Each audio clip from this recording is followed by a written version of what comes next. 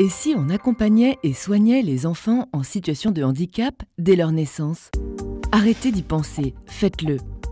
C'est ce que Janine Lévy déclare en 1966 en créant la première consultation de dépistage et traitement précoce pour les bébés en situation de handicap.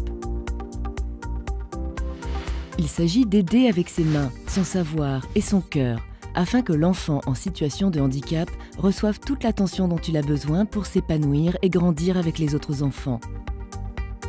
À cette époque, rien n'était proposé avant l'âge de 6 ans et la sécurité sociale n'offrait aucune prise en charge pour le dépistage et le traitement des bébés en situation de handicap.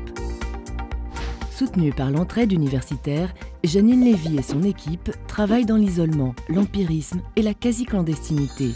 Mais en 1971, le Centre d'assistance éducative du tout-petit devient officiellement un centre médico-psychopédagogique reconnu par la sécurité sociale.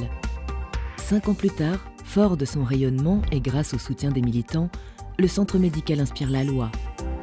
Le statut et le fonctionnement des centres d'action médico-sociale précoce sont reconnus par les pouvoirs publics. La voie est ouverte, le chemin tracé. Aujourd'hui, les centres d'action médico-sociale précoce sont déployés sur tout le territoire. Ils ont pour objet le dépistage et la rééducation des enfants de la naissance à 6 ans en situation de handicap. Ils accompagnent les familles dans les soins, l'éveil et la socialisation de leur enfant. Parce que si ce n'est pas un enfant comme les autres, c'est un enfant.